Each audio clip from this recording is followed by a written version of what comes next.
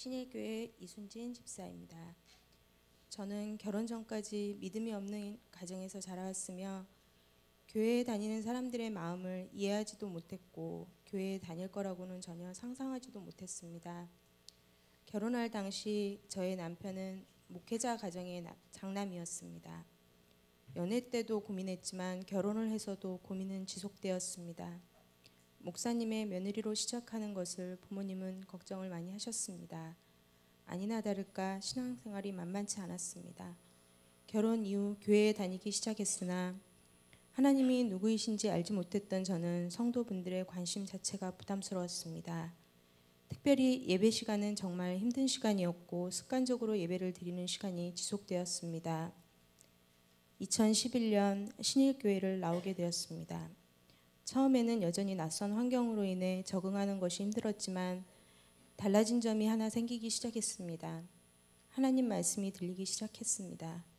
하지만 1년 정도 다녔을 무렵 새로운 일자리로 인해 시흥시로 이사를 하게 되었습니다.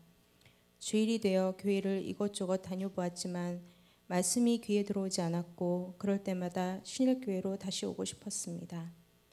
그렇게 1년 정도 신앙생활을 제대로 하지 못하고 돈을 쫓아가고 세상 사람들을 쫓아가고 있었습니다. 그러던 중 저의 남편인 김정 집사가 몸이 계속 좋지 않아서 약을 먹어도 회복되지 않고 3주 넘게 지속되어 혈액 검사를 하게 되었습니다. 그런데 백혈병이 의심된다며 큰 병원에 가보라는 것입니다.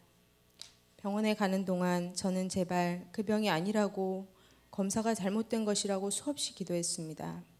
하지만 급성 골수성 백혈병을 확진받고 그날 바로 1차 항암이 시작되었습니다. 항암 후 고열과 여러 가지 부작용으로 항암이 중단되기도 했습니다. 한 달 동안 고열과 통증에 잠도 못 자는 환자를 대신해서 할 수 있는 일은 아무것도 없었습니다. 오로지 기도할 수밖에 없었습니다. 더욱이 힘든 일이 계속 가정 안에서 일어나기 시작했습니다. 몇 년 전부터 몸이 좋지 않으셨던 친정어머니께서 사위의 투병 소식을 듣고 정신적 충격을 받으셔서 몸도 가누질 못할 정도로 쇠약해 주셨습니다. 급기야 심정지까지 오고 말았습니다. 다행히 의식은 되찾으셨지만 2달 반 정도 입원해 계시는 동안 양가 식구들 모두 힘들었고 저 역시 정말 너무 힘든 시간이었으며 지금도 생각하기 싫은 시간입니다. 그때는 제발 남편과 엄마를 살려달라고 무릎 꿇고 눈물 흘리며 기도할 뿐이었습니다. 며칠 후 정신을 차리고 보니 왜 우리 가정에 이런 일이 생기는 걸까 생각하며 원망하고 울고 있는 저를 발견했습니다. 어느 날 이식병동에서 오랫동안 일하시는 직원분이 저에게 교회를 다니냐고 물었습니다. 그분은 이식병동에서 일하시면서 틈틈이 환자들을 위해 기도까지 해주신 분이셨습니다. 저에게 교회를 다시 나가게 되면 기도 많이 하라고 말씀해 주셨지만 정신도 없었고 그때는 잘 몰랐습니다. 그렇게 36일간의 너무나도 힘든 1차 항암 과정을 마치고 퇴원 후 신일교회에서 첫 예배를 드리게 되었습니다. 다 치료된 것은 아니었지만 남편과 함께 예배 드리는 것 자체가 감사였습니다. 예전에 습관처럼 드리는 예배가 아니었습니다. 예배실에서 하나님을 예배하는 것 자체가 감격이었습니다. 이번부터 퇴원 이후까지 담임 목사님, 부목사님, 교회의 많은 분들께서 오셔서 기도해 주시고 위로해 주셨습니다. 저희 가정을 잘 알지 못하는 분들까지 저희를 위해서 기도했다는 소식을 듣고 성도님들의 사랑에 감격하여 예배 시간 내내 눈물이 나왔습니다. 하나님의 은혜로 1차 항암을 잘 마칠 수 있었고 모든 항암이 한 달 정도 되는 힘든 과정이지만 1차부터 4차까지 퇴원과 재입원 시 주일 예배를 드릴 수 있게 됨이 이 또한 감사한 일이었습니다. 2차 항암 때 골수 이식을 위해 공여자 검사를 하게 되고 100% 일치란 형제 한 명당 25%의 확률이었습니다. 남편은 남동생과 여동생이 있는데 첫 번째 검사한 남동생에서 1차, 2차 결과 모두 1차였습니다. 너무나도 기뻤고 가족들 모두 눈물로 감사 기도를 드렸습니다. 그렇게 2012년 9월 20일 골수 이식을 위해 혼자 묵인실로 들어가게 되고 새로운 공여자의 조혈모세포가 이식되기 위해 환자 자신의 조혈모세포를 모두 제거해야 했습니다. 그동안 받은 항암보다 4-5배 강한 항암과 수많은 약들의 부작용으로 인해 이식하기 전부터 너무 힘들어했습니다. 감염이 치명적이기에 의료진도 밖에서 치료해야 했고 작은 이식방에서 고통도 두려움도 외로움도 혼자 버티고 이겨내야 했습니다. 이식 후 3주가 되어 골수 검사 후 생착이 잘 되어 준무균실로 나와서 좋았지만 그것도 잠시. 다음 날부터 여러 가지 부작용들로 인해 구토, 복통, 소변을 못 보고 몸이 붓기 시작하여 여러 가지 검사들이 시작되었습니다. 독한 항암과 독한 약들로 인해 모든 장기가 손상이 왔고 특히 간과 신장이 너무 나빠져서 약을 쓰고 있음에도 점점 힘들어하고 고통스러워했습니다. 남편은 통증과 악몽에 시달려 잠을 잘 수도 없었고 저는 계속되는 이상한 행동들이 너무 무서웠습니다. 계속해서 나빠지는 남편의 모습에 내 의지와 상관없이 자꾸 장례식 장면이 떠올랐습니다. 그럴 때마다 아니라고 울며 기도하였지만 또 생각이 나고 있었습니다.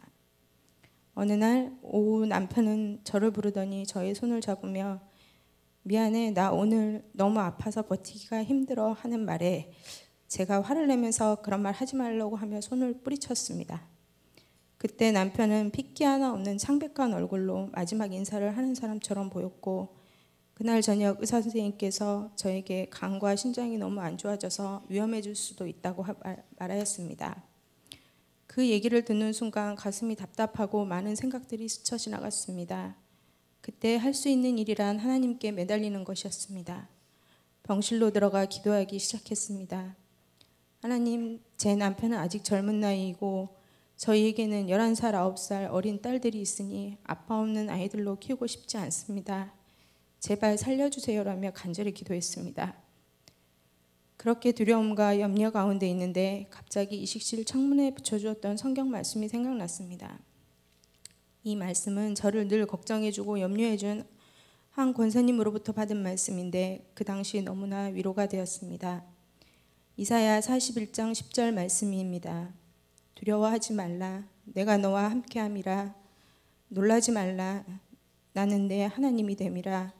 내가 너를 굳세게 하리라. 참으로 너를 도와주리라. 참으로 나의 의로운 오른손으로 너를 붙들리라. 주치 회진 오기 전 어제보다 오늘, 오늘보다 내일 조금씩이라도 좋은 결과를 듣게 해달라고 기도했습니다. 며칠 후 성경 말씀처럼 기도의 바램처럼 조금씩 회복시켜 주셨습니다. 남편에게 찬양을 들려주니 마음의 안정도 조금씩 되찾게 되었습니다. 그렇게 남들은 보통 한 달이면 태어나는데 저희는 2달 만에 태어나게 되었습니다. 어느 날 한강에 아이들과 자전거를 타러 가게 되었고 딸들을 바라보며 흐뭇해하는 남편을 바라보면서 하나님께 이런 감사가 되었습니다. 어느 좋은 여행지가 부럽지 않고 이렇게 5 식구가 함께 할 수 있다는 것 자체가 감사합니다. 하나님께서 저희 가정을 지켜주셨고 지금까지 교회 곳곳에서 기도해 주신 덕분에 지금의 이 자리에 있게 되었습니다. 남편은 1년 전부터 아직은 힘들지만 회복이 되어 일을 시작하게 되었고 저 또한 일을 시작하게 되었습니다. 여러 가지로 분주하지만 그래도 부족한 저희 가정을 다시 살려주신 것에 대해 간증할 수 있다는 것 자체가 감사입니다. 하나님께서 저희 남편을 치료하는 과정은 힘들었지만 감당할 수 있는 만큼의 고통을 주시고 모든 과정을 잘 이겨내게 하심에 감사드립니다. 성경 말씀 고린도전서 10장 13절입니다. 사람이 감당할 시험 밖에는 너희가 당한 것이 없나니 오직 하나님은 미쁘사 너희가 감당하지 못할 시험 당함을 허락하지 아니하시고 시험 당할 즈음에 또한 피할 길을 내사 너희로 능히 감당하게 하시느니라. 시간을 지나고 보니 신앙생활한 지 이제 15년 정도 되어 갑니다. 지금도 저는 많이 부족합니다. 그러함에도 불구하고 그 주님을 신뢰하는 이유는 우리 주님은 제가 잘못을 한다고 해도 또 주의를 지키지 못한다고 해도 벌을 주시는 것이 아니라 끝까지 나를 이끌어 주시는 사랑의 주님이시라는 깨달음이 있기 때문입니다. 저에게 이런 확신이 든 이유는 뭘까 생각해 보았습니다. 저는 죄인이었지만 예수님의 십자가의 보혈의 피를 믿게 됨으로 이제는 의인이 되었습니다. 그래서 어느 때든지 환경이나 상황에 흔들리지 않고 살아계신 하나님께 나아가 예배하며 간절히 기도할 수 있습니다. 하나님의 자녀라는 확신이 있기에 이런 든든함이 있습니다. 여러분도 이런 은혜를 경험했으면 합니다. 앞으로 저희 가정에 소박한 소망이 있습니다. 부족한 저와 남편이 신앙의 성장을 이뤄 우리 세 자녀들이 우리의 신앙을 본받고 우리의 대를 이어가는 것입니다. 왜냐하면 신앙만큼 가장 귀한 것은 없기 때문입니다. 여기에 계신 모든 분들도 하나님을 믿는 신앙의 가치를 발견하는 이 시간이 되시길 소망합니다. 감사하고 사랑합니다.